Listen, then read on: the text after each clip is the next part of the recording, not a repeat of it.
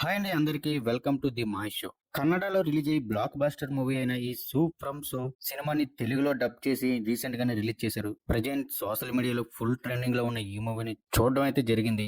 నాకైతే just okay అనిపించింది. అదేంటి బ్లాక్ బాస్టర్ టాక్ నడుస్తుంది కదా అనుకుంటున్నారా? ఫుల్ రివ్యూలోకి వెళ్లే ముందు మీరు గనక మన ఛానల్ ని సబ్స్క్రైబ్ చేసుకోకపోతే ఛానల్ అయితే సబ్స్క్రైబ్ చేసుకోండి, బెల్ ఐకాన్ ఆన్ లో పెట్టుకోండి. కన్నడ ఇండస్ట్రీలో శెట్టి బ్రదర్స్ మానియా అంతా ఇంత కాదు. రక్షిత్ శెట్టి, రిషబ్ శెట్టి, రాజ్బీ శెట్టి వీళ్ళ ముగ్గురు ఎవరో ఒకరు ఎప్పుడో ఒకప్పుడు ఏదో ఒక సినిమాతో మాయ చేస్తూనే ఉంటారు.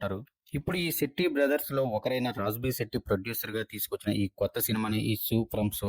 ఈ మూవీ అనేది ఒక రియలిస్టిక్ క్యారెక్టర్స్ తో ఏదో కామెడీని పెట్టాలని కాకుండా సిచ్యువేషనల్ బేస్డ్ కామెడీతో నడిచే ఒక విలేజ్ డ్రామా అన్నమాట. స్టోరీ లైన్ వచ్చేసి ఈ మూవీకి డైరెక్టర్ కమ్ యాక్టర్ అయిన జేపీ తుమినాడ్ కి సులోచన అనే దెయ్యం పడుతుంది. దానికోసం మన వీరన్న రంగంలోకి దిగడం అయితే జరుగుతుంది. అసలు ఆ దెయ్యం ఎవరు, ఆ గ్రామస్తులందరూ తనకి ఎందుకు భయపడుతున్నారు, అలాగే దగ్గరలో ఉన్న సోమేశ్వర అనే విలేజ్ కి సంబంధం ఏంటి, చివరికి దెయ్యం వదిలిందా లేదా, ఏం జరిగింది అనేది సినిమాలోనే చూడాలి.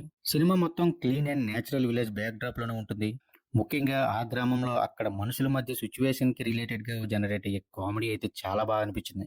అంతేకాదు ఈ సినిమాకి మేజర్ ప్లస్ పాయింట్ కూడా ఇదే అని చెప్పాలి. రవర్ణ క్యారెక్టర్ చేసిన సునీల్ గౌతమ్ అందరిని ఆకట్టుకుంటాడు. అలాగే డైరెక్టర్ జేపీ తుమ్నాడు కూడా తన క్యారెక్టర్ వరకు తను బాగానే చేశాడు.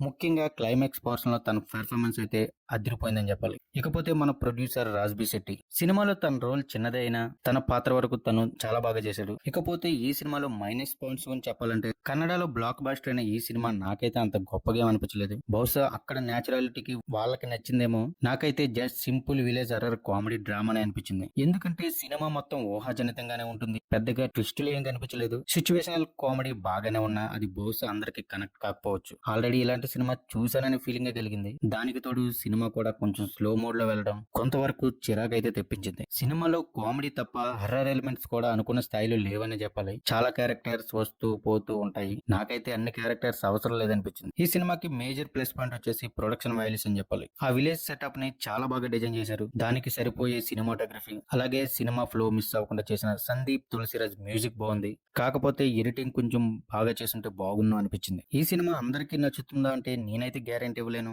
సోషల్ మీడియాలో ట్రెండ్ అవుతున్న విధానం చూస్తే చాలా మందికి నచ్చుతుందని ఫీలింగ్ కలిగింది. బట్ నాకైతే జస్ట్ ఓకే అనిపించింది. సిచ్యువేషనల్ కామెడీ అనేది అందరికి అంత బాగా వర్కౌట్ అయితే అవ్వకపోవచ్చు. ఖచ్చితంగా థియేటర్ లో చూడడానికి ప్రయత్నించండి. ఆల్రెడీ చూసిన వారు ఎవరైనా ఉంటే మీకు ఎలా అనిపించిందో కామెంట్ లో చెప్పండి. మీరు కనుక ఇంకా మన ఛానల్ ని సబ్స్క్రైబ్ చేసుకోకుండా చూస్తుంటే ఛానల్ సబ్స్క్రైబ్ చేసుకోండి.